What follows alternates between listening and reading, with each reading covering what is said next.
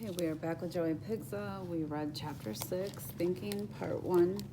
And Grandma had Joey push her and the cart down to the convenience store so she could get some cigs, as she calls them. And she's starting to like blackmail Joey, and she kidnapped Pablo for a few and demanded that he give her money in order for him to get the dog back. She did also say she doesn't like Dad's girlfriend, Lizzie. So Grandma's up to a lot lately. So let's continue. When I asked the cashier for 2 packs of generic menthols, she gave them to me without blinking an eyelash. They're for my grandma, I explained. She's outside in a shopping cart. Better her than you, she said dryly. Before I could get out of the store, I grabbed a can of dog food and a shoe-shaped chew toy for Pablo. He was already up to his old peeing tricks, and I didn't want him chewing too. Next time, Grandma might hide him in the freezer. I also got some new batteries for my tape player. When I returned with the cigarettes, Grandma ripped a pack open like they were the only medicine in the world to save her from a rattlesnake bite. She got one started and puffed so much all the way home. I kept thinking we were like an old train. By the time I made it back to our sidewalk, Dad was home and I was half wilted. Hey, he hollered from the front porch. Don't wear yourself out pushing Mom. She could get around just fine if she wants, and we got an important game today. If we ace this one, we'll be back in second place and breathing down the necks of that old bogus Omen Tire team. Then help me get her out of here, I said. Last time I tried, she almost fell over. Dad reached in and disconnected her hose. Then he picked her up with his arms, her knees, and bony back. Suddenly, he got a mischievous look on his face and began to spin her around in circles until she was dizzy. Then he stood her up on the porch, and she staggered over to the wall. While he slapped his leg and laughed, she moaned and wheezed and inched her way toward the door. Hey, Dad, I said, and reached out to steady Grandma before she fell over. Can I call Mom? Sure, he said, still laughing at what he'd done. I led Grandma into the house and set her on the couch. My oxygen, she begged. I ran back out to the cart and brought it to her. She smiled and gave my hand a squeeze, and I looked down at her and couldn't feel anything else about her except for how sorry I felt for her, that she was in such bad shape. You okay? I asked, as she began to breathe more evenly. She just nodded. Then between breaths, she said, Mark my words. I'm gonna get that son of a gun. He's been sneak drinking again, and all I gotta do is call your mom and... She snapped her fingers. She'll be here in seconds. I turned and ran for the telephone. I wanted to get there first. Mom answered right away, and I was so happy to hear her voice. I started talking like a switch had been flicked on. I pitched in a game, and it was great, and I have another game today, I blurted out, full of happiness. I like baseball, and I didn't even know it. I used to love baseball, she said. Get your dad to show you the Roberto Clemente ball I gave him 1,000,000 years ago. Oh my God.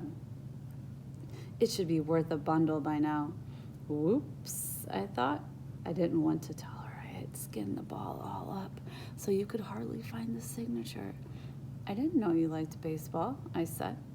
There are a lot of things about me you don't know, she replied, suddenly sounding like a stranger, as if I had always lived with Dad and she was the one I didn't know. Dad likes baseball too, I said. Maybe you could come down and the 3 of us could go to a game together. Don't go there, Joey, she said with the same cold voice she had used on me in the car. Ask your dad to show you the scar over his eye where I bounced the Roberto Clemente off his thick head. But I wasn't listening to her. I just had a picture in my mind of Mom, Dad, and me and Pablo at the Pirates baseball game, the 4 of us in a row, or in a circle, or in a square, or standing on top of each other's shoulders like a nutty circus act, all eating those foot-long hot dogs and sharing a bucket of soda. It didn't matter how we were as long as we were four. Hey, Dad, I yelled across the room. Do you want to talk to Mom? As I waited for the answer, I could hear Mom say, no, no, Joey, no, no, do you hear me? No. I heard her, but I wasn't listening. Sure, Dad said. I'd love to speak to her. As he came toward the phone, he passed a mirror. And for a moment, he paused and ran his hand through his hair as if Mom was at the front door and he was trying to look handsome for her. I handed him the phone. Hi, Fran, he said. And then he turned away and hunched his shoulders over for some privacy. Tell her she can come visit, I said, and circled around to see his face. But he kept circling away from me until the cord had him wrapped up like Houdini. Tell her to visit, I yelled, and danced from foot to foot. Visit, visit. He turned to me and snapped angrily. Stop it. She doesn't want to visit. Make her, I said. Tell her you want her to come. Dad jammed his fingers in his free ear as he listened and spoke. Yeah, I've been keeping up with his medicine. Yeah, I think he's changed it today. Yeah, I know it's important. Yeah, I'm living up to my responsibilities. No, I don't think I need your advice. Yeah, here's Joey. He handed me the phone like it was something smelly. Have you been changing your patch? She asked. Yeah, I said. Well, not today yet. You sound just like your dad, she said. We're guys, I replied. This is how guys sound. I glanced over at Dad. He winked at me, and I winked back. Hey, Dad, I yelled so Mom could hear over the phone. When can we go back to the tattoo parlor? Joey, Mom said. Listen to me. I want you to hang up this phone and immediately change your patch. You got that, or do I have to come get you? I got it, I said miserably, knowing I had gone too far. I was just joking. How come I'm not laughing? She said. You know why? Because you scare me when you get carried away, and I'm not around to know if you're joking or lying. You know what I mean. I know, I said, while suddenly wanting to get off the phone as desperately as I had a few minutes ago wanting to get on it. I'd let you know how the game goes, I said. Yeah, she said. Do an official score sheet and mail it to me. I like stats. As soon as I put down the phone, Dad had his hand on my shoulder. Come on, he said. You seem fine to me, but we better get that patch changed before Mom shows up with a lawyer. Hey, Dad, I asked. Let me see the scar over your eye. He squatted down and pointed to a red line that looked like a tiny railroad track. This is where she beamed me, he said. And now that I think of it, I bet you got your good arm from her. As soon as we were in the car, Dad started talking. It was like he couldn't stand to have anything moving faster than his mouth. You know, Joey, all morning I've been over at Storybook Land, Dad said as he lit up a cigarette. I went over to see old Humpty Dumpty and do some solid thinking. Humpty didn't let me down. Here's what I came up with. In life, you gotta have a goal. Big ones or small ones.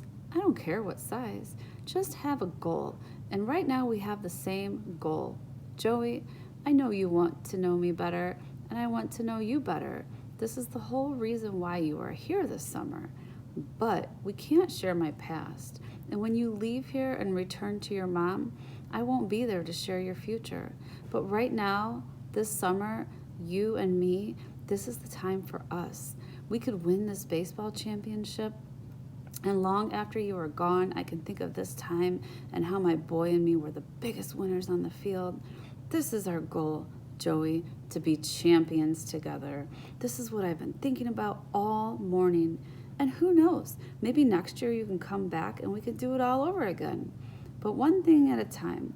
Let's be winners now. What do you say? I just looked over at him and had tears in my eyes because it was something I had wanted to hear in the worst way.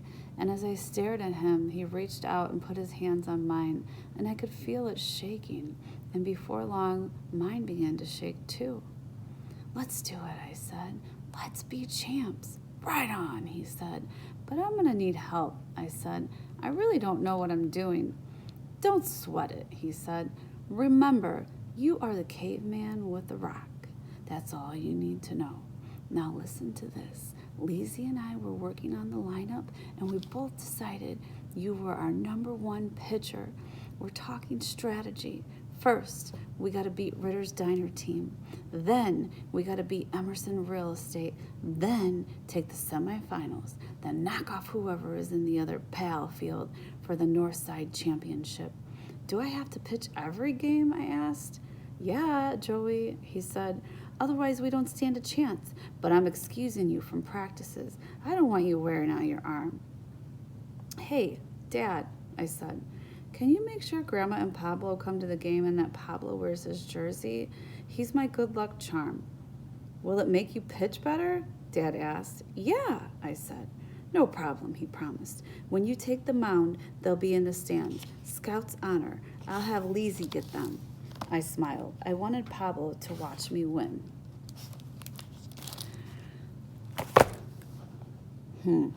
I don't know how I feel about Dad's seeming to only care about this championship right now.